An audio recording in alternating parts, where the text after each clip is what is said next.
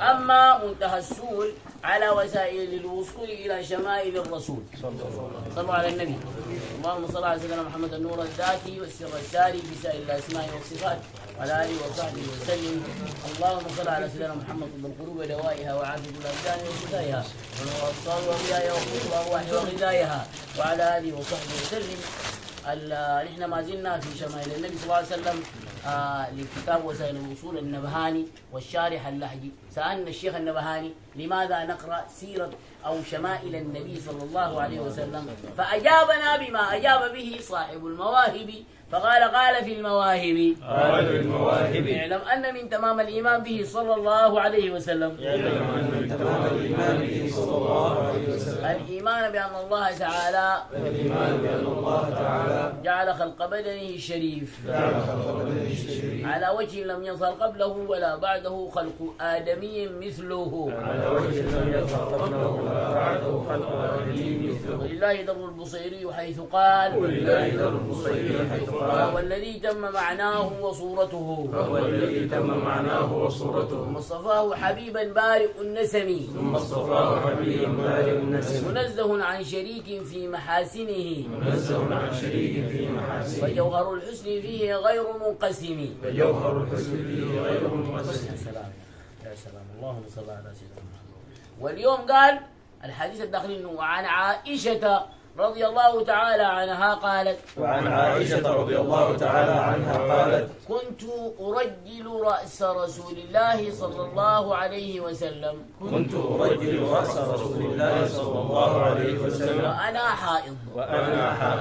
قال اللهي وعائشة أم المؤمنين بنت أبي بكر الصديقة بنت الصديق رضي الله تعالى عنهما أمها اسمها أم رومان. اسمها منو؟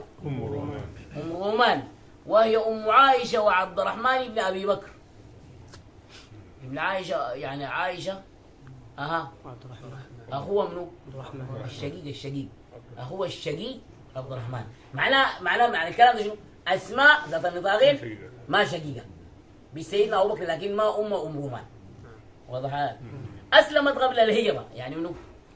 أم رومان الأسلمت قبل الهجرة دي وماتت في حياة النبي صلى الله عليه وسلم. أم رومان دي ماتت في حياة أم السيدة عائشة، ماتت في حياة النبي صلى الله عليه وسلم بعد قصة الإفك. يعني أم رومان حضرت قصة الإفك، وبعد قصة الإفك قامت شو؟ توفت. ونزل النبي صلى الله عليه وسلم في قبرها رضي الله تعالى عنها. دي ما عارفينها؟ يعني أم السيدة عائشة ذاتها النبي ما نزل في شنو؟ انتوا عارفين انه النبي صلى الله عليه وسلم نزل في قبر منو؟ أم سيدنا علي، سيدة فاطمة بنت أسد. ثاني منو؟ أم رومان. لا زمان أم رومان دي من الليلة. ثاني منو؟ أنا عارفينه. وجليبيب وثاني وذو البجازين. منو؟ تعرفوا ذو البجازين؟ نعم. فكثير من الصحابة ما شوية النبي صلى الله عليه وسلم ماله نزل فيه. منهم أم السيدة عائشة أم رومان، وكنية عائشة أم عبد الله، لأن السيدة عائشة ما عندها جنة خلاص. فالنبي كان بيكنيها بأم عبد الله، كأنها النبي صلى الله عليه وسلم بابن أختها عبد الله بن الزبير. أختها منه أسماء ذات النطاقين، ولد اسمه عبد الله بن الزبير، أول من ولد في الإسلام. سيدنا عبد الله بن الزبير قال أول مولود ولد في الإسلام سيدنا عبد الله بن الزبير، وشيري بول دم النبي. يا سيدنا عبد الله بن الزبير قال يا أم أسماء ذات النطاقين، وكانت تكنى به السيدة منه عائشة. وبعد ذلك كثيروا رجال حاجات كثيروا حرقوا بتاع لا غير. شفت الله سبحانه وتعالى أحبائه بيعملون كده، وتعمل فذا تحب الله ودار تكون في المقام بتاع المحبين لله المحبوبين لديه، ودار يعملوا شنو لما يحرقوك. يعني انت راجع شنو والله نحن امورنا جايطه انت جاي ليه؟ يا اخي شو ما حبجوك اصلا الدنيا دي معلش تلاقى الكامل. واسلم الصغير بعد 18 انسانا ممن اسلم. يعني هي نمره كم في الاسلام؟ سيدة عائشه نمره كم؟ 19. يعني 18 اسلموا وهي 19 راويه. وتزوجها النبي صلى الله عليه وسلم قبل الهجره بسنتين، قبل ما يهاجر بسنتين تزوجها النبي صلى الله عليه وسلم وهي بنت 6 سنين. الزواج يعني شنو؟ يعني عمل شنو؟ عقد بس. وبنى بها بعد الهجرة بالمدينة بعد منتصره من بدر، صرفه بعد نصرته ولا مصرفه؟ منصرفه من بدر في شوال سنة 2 وهي بنت 9 سنين، بنى عليها دخل عليها عمرها كم؟ جاب قعدها في بيته عمرها كم؟ 9 سنين. وهي من أكثر الصحابة رواية، وروي لها عن رسول الله صلى الله عليه وسلم 1000 حديث و200 حديث و10 أحاديث. طبعا نسأل الحديث بتقولوا كده، ها يعني كم عندكم في السودان؟ ليه كم؟ 1000 حديث و200 حديث و10 حديث. دي كم يعني؟ 2210 حديث. دي السيدة منو؟ عائشة. اتفق البخاري ومسلم منها على 174 حديثا. البخاري ومسلم متفق عليه يعني متفق بين البخاري ومسلم. كم؟ 174 حديث. وانفرد البخاري ب 54، وانفرد مسلم ب 68. دي الاحاديث السيدة منه. روى عنها خلق كثير من الصحابة والتابعين، وفضائلها ومناقبها مشهورة معروفة. الناس كتبوا فيها كتب. سيدة منه عائشة أم المؤمنين. خلاص يعني من أعظم مناقبها إنها كانت حبيبة رسول الله. اللهم إني أحب عائشة. وكان النبي صلى الله عليه وسلم قال شنو؟ اللهم لا تؤاخذني فيما لا أملك. قال في السيدة عائشة اللهم لا تؤاخذني فيما لا أملك. ليه؟ لأنه كان بيحبها حب شديد وبيحب يكون معاه دائما. حتى يعني زوجاته يعني نديك أهم خصال، دي من أهم الحاجات، إنه النبي كان بيحبها حب شديد، حب خاص، حب ذاتي كده خاص. وحتى زوجاته التسعة دين يقول لهم شنو؟ يقول لهم يا أخي أنا والله استاذنكم، بس يعني دائما بيستاذوني يقعد مع منو؟ سيدة عائشة. إذا مرض يقعد مع سيدة عائشة، إذا هجان وطم يقعد مع سيدة عائشة، داير ليه يوم زيادة يقعد مع منو؟ مع سيدة عائشة. يحبها حتى سأل الله اللهم لا تؤاخذني فيما لا أملك. الحديث ده قالوا النبي صلى الله عليه وسلم إنه سيدة عائشة من أعظم الصحابة، الحبيبة بنت الحبيب. النبي صلى الله عليه وسلم بحب سيدة عائشة بلا مغالطة، ما مع النسوان ولا مع الناس، ما مع البشر ذاته. وبيحب أبوها بدون مغالطة. بيحب منه، عشان كده يسموها الحبيبة بنت منو؟ الحبيب. الحبة بنت الحبيب. معاي؟ يعني اللفظ ده للسيدة عائشة والأسامة بن زيد. النبي قال الاثنين بس. أسامة بن منو؟ يسميه الحب ابن الحب. كمان الأعلى منه الاثنين ديل منو؟ دي هاي مني السيدة عائشة بنت منو؟ الحبيبة بنت منو؟ والحبوب وديل الاثنين ديل بدون شروط. الله ذات النبي صلى الله عليه وسلم ذاته سأل الله ذاته يا الله بس ما تأخذني، أنا السيدة عائشة بحب براو كذا. وضحت رضي الله عنها يا أخي وعليها السلام. وتوفيت ليلة حتى إنه النبي صلى الله عليه وسلم لما جاء يتوفى ينتقل للرفيق الأعلى، طلب يقعد وين؟ في غرفة. ولما جاء يدفنوه قال يدفنوه وين؟ في غرفة. عشان هنا كنت أزور النبي صلى الله عليه وسلم بتزور وين أنت؟ فهذه هي الغرفة الخالدة. أنا بسميها الغرفة شنو؟ إبراهيم بنا قاعد إبراهيم تبلينا فيها ملحة. الغرفة يا تا الخالدة، لأنه ملحة بعصايته كده. الغرفة الخالدة حقت منو يا ولا حقت منو؟ قاعدة خالدة مما عمل اللي قاعدة كده بكل حاجات. خلود. ها 6 ما في، لكن النبي بعيد بعد. وضح الشيخ الصلاة على النبي. دائما الصالحين لما حل بيمرقوا ده، الصالحين العادي روحوا لما تمرق يكون في استقرار في المكان. محل قبض بيكون في استقرار في شنو؟ النبي ما دار اي تقسيمات. كل الفضل اداه لغرفة منه؟ الغرفة الخالدة. توفيت ليلة الثلاثاء ب17 خلت من شهر رمضان. ثلاثاء بسنة 10 كم؟ 17 خلت من شهر رمضان سنة 57. ترى يذكرني أبونا شيخ الغزالي. أبونا شيخ الغزالي برضه في يوم الثلاثاء. أنا أقول ما قال الكلام ده بتذكر أبونا شيخ الغزالي ودي الشيخ عبد الله. أبونا شيخ الغزالي توفى يوم شنو؟ 3 سنة 57.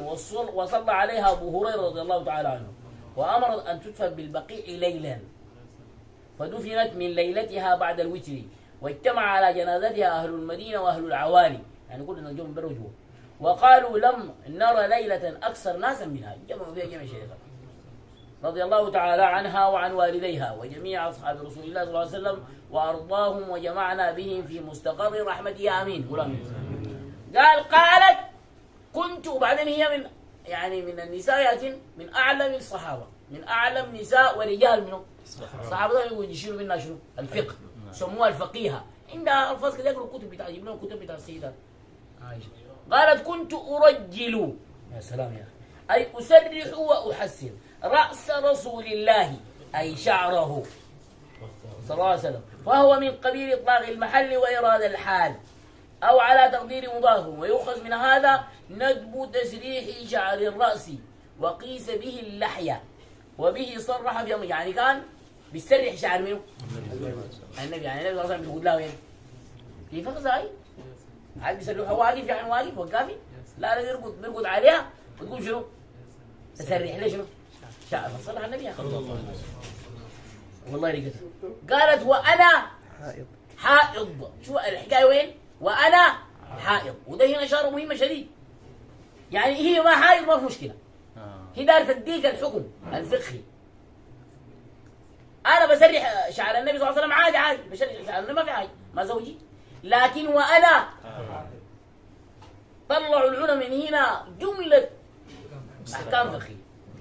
قال ولا يقال، قالت وأنا حائض ما قالت حائضة، قال فلا يقال حائض إلا في الشذوذ، لأن علامة التأنيث يؤتى بها للفرق بين المذكر والمؤنث عند خوف اللبس، ده كلام بتاع اللغة العربية، لما تكون خايف اللبس تقوم تجيب شنو؟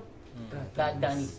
قال وهو مأمون هنا لاختصاص الحيض بالأنثى، هنا مأمون عاد في الذكر عنده حيض، والله لا في زمن ممكن بيحصل لا كاكو ذكر عنده حيض الله يغير هاي الا في الخلاف العادة، لكن في العادة مختص بمنه وهنا اذا امنا اللبسه، اذا امنا اللبسه لا تاتي شنو؟ تاء التانيث، فلا حاجه الى علامه التانيث الفارغه. قال الناظم وما من الالفاظ بالانثى يخص عن تاء استغنى لان اللفظ نص، وفيه دليل على شاف الاحكام الفقهيه جاتا، وفي دليل على طهارة بدنها وسائر على طهارة يدها وسائر بدنها، مش هي حائض ماله يدها طاهرة وبدنها ماله طاهر، ما لم يصبه دم من بدنها، وهو إجماع. وفيه كمان على الحكم بعده دليل على عدم كراهة مخالطتها، الحائض ما في كراهة هنا شنو؟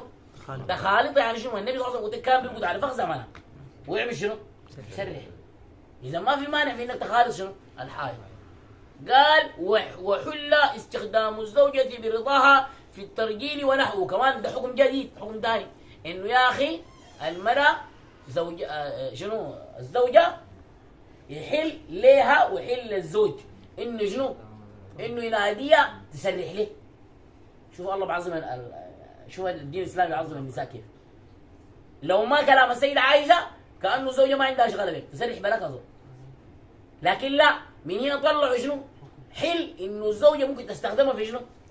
في الاستعاذه سرح لي، لكن غير لو ما النص ده ما بنقدر نقول شنو؟ هاي تعالي طلع لنا حكم جديد، وانه ليس فيه نقص، كمان شوف ليس فيه نقص منين؟ يعني شنو ما تقول عشان هي حائض معناها ضعيفه ما في نقص، ولا هتك حرمه لانها حائض، ولا اضرار بها ما بيعمل لها حاجه، وأنه ينبغي للزوجة تولي كما شو الحكم اللي بعده، وينبغي للزوجة تولي خدمة زوجها بنفسها، تخدم منه؟ الكلام ده قلنا الزمن ده أمانة ما نتذكر تعالي سرح عليه واهتم يعني أسي كلام ده ليش ينبغي للزوجة تولي خدمة زوجها، نشوف منظره وهيئته، ما التسريح ده معناه كده، وتسرح له وتمسح وتشوف الهدوم، أسي أنا ولا النسوان الزمن ده يعني شغلة أمانة ما تبيت في البيت ده شغلة ولا ناقصة، وانا كفايه انت وكفايه اولادك وكفايه البيت كمان انا فاضي لك، والله سبحان الله يقوموا في قوم انا خدامه جبت لي خدامه وانا ما بعرفه، يا اخي ده دين الاسلام يا اخي موده ورحمه تيجي ساكت. فقال لك برضه من الاحكام الشارعه من الحديث ده وانه ينبغي للزوجه تولي خدمه زوجها بنفسها، ما تقول يجيب خدامه وتمشي براك ويسرح براك وانت مالك ما فيك الدين، لا في الدين يا اخي يا اخي ما في حاجه يا اخي، ده من جمال الإسلام خلاص. وكان رسول الله صلى الله عليه وسلم يترجل غبا، وكان صلى الله عليه وسلم يترجل غبا، أي حينا بعد حين، أي حينا بعد حين، جاتكم يا نصر واسع اطلاق. وكان رسول الله صلى الله عليه وسلم يترجل أي يتمشط يعني يسرح، غبا قلنا وقال شنو؟ حين بعد حين. جاية قال الغب ورود الإبل الماء يوما وتركه يوما. ده في اللغة العربية. غبا أصلها في اللغة العربية ورود الإبل يوما وتركه شنو؟ تمشي تشرب يوم ما تجي. قال ولا يواظب عليه، يعني ما يومي، لأن مواظبته تشعر بشدة الإمعان. يعني يا مولانا يا أخي أنت أجي فلان غبا يوما، ثم استعمل في فعل شيء حينا وتركه حينا. غبا دي استعمل فعل شيء شنو؟ تركها حينا. وقال كما قال أي حينا بعد حين، والمراد أنه كانت عادته صلى الله عليه وسلم أنه لا يبالغ في الترجل. ما تسريع بس جاري تسريع جيب الجلد اسمه جلد ولا غيره جلد وما بعرف ايش ويوم يوم مالك لابد تعمل الجلده. يا اخي قال لك غبني يا اخي تسنن بسنه النبي بس الا يوم ينجلد وتتسرح. لا ما يوم بعد شنو؟ ما يوم بعد يوم، يعني غيب الليله فيه وبكره فيه، بعد بكره ما في، بعد بكره ما في. لكن اولاد الزمن ده وبنات الزمن ده يا شيخنا ماري يسرع داخل يسرع دار ينوم يسرع دار. يا شيخنا بالراحه يا خفف على الروح غالي ده، وانا ما غالي يا طلال الكتاب، ما غالي جد كل بل يفعله يوما ويتركه يوم، يعني في مره في مره مالك ما في. ولا يواظب عليه لان مواظبته تشعر بشده الامعان في الزينه والترفه. شده الامعان في شنو؟ في الزينه والترفه، وده يخالف الاسلام. ما ممكن تكون شنو؟ دائما بتحب يكون مظهرك ماله غايه الزينه والترفه. ده ينافي الزهد، ينافي شنو؟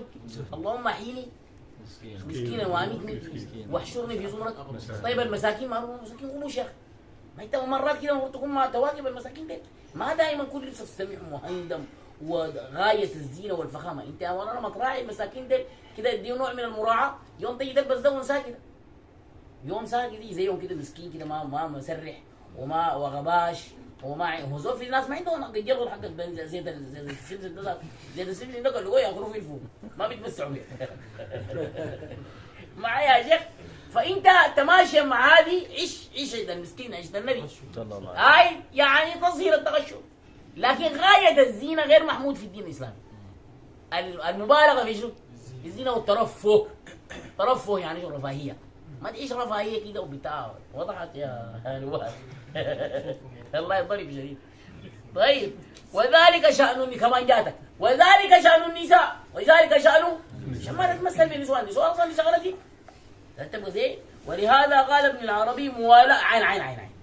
ابن العربي قال شنو؟ ابن العربي يعني شنو؟ المالكي، ما ابن العربي الحاجب. قال يعني التسريع ده موالاته تصنع، موالاته تصنع وتركه تدنس. بس خلنا نعفن.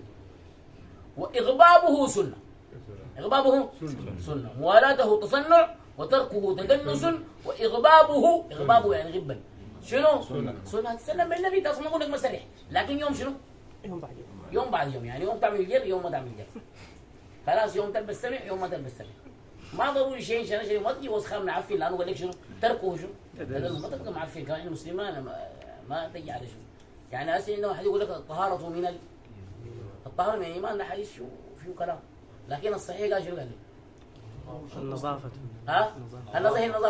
النظافة من الإيمان. لا النظافة من الإيمان لفظ ده، النظافة من الإيمان ده الناس قالوا حديث ما فيه رأي فيه كلام. معايا شنو؟ ما للدرجة دي كمان. ما لدرجة الترفه شنو؟ الزينة. وزيادة شنو؟ زيادة الزينة. لا ما للدرجة بتاعت انك تحكم على النسوان. يعني انت ومرتك سوا واقفين في المراية يومي.